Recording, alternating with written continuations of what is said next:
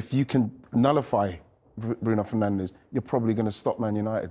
It's difficult though. Yeah. Like it took like top class City last night to do it. Because he doesn't need much space. He doesn't need much space to hurt people. And if you've got a line that is high enough and he's got half a yard, he's gonna be able to spring you. He's so forward thinking, and that's why he's galvanised United off the pitch as well. Because his mentality, you know, he doesn't really accept any slacking, and he's picking everyone up with him.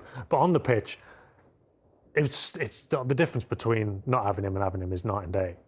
And there was nobody like really forward thinking. There was nobody making or trying to pick out the runs or anything. It was all kind of stodgy until he arrived, and he just plays the ball forward, like almost at the cost of sometimes he'll give it away because he's trying to make things happen, and sometimes the runs aren't there. But that's been the difference. You know, he's galvanised that team more than anybody else.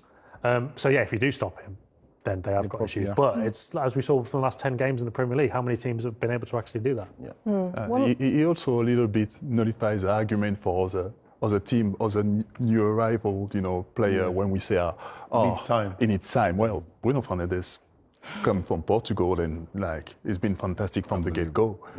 And I don't want to compare him to that player, but he almost reminds you of a Frank Lampard, a player that can give you 15, 20 goals a season and still assist most of the goals.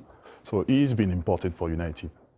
Well, he's actually given the ball away the second most after Trent Alexander-Arnold, Bruno Fernandes, but that shows maybe that he does try and make things happen. Yeah, but I'd go with Trent as well. Trent is that fullback who wants to try and create something. He doesn't just get the ball and play safe. Bruno Fernandes, what I love about him and Trent is they always want to play forward, and I think those stats have come up in the last few years, and it has a detrimental effect because, for me, I've watched Trent and what he's trying to do. I watched Bruno Fernandes what he's trying to do, and they're trying to make something happen. They're trying to create something, and they're trying to get their team progressed. And people saying, "Oh, he's giving the ball away again." I think it's unfair on what they're trying to do and the way they play because it can erode your confidence. Whether that will happen with Trent or Fernandes is a different story, but I think it's an unfair stat for players who are actually losing a ball, trying to do something creative. Yeah, it's always the creative players. I bet De Bruyne is on that list. Yeah. It was always, Alexis Sanchez was always on that list when he was like at his peak at Arsenal. They're just trying to make things happen,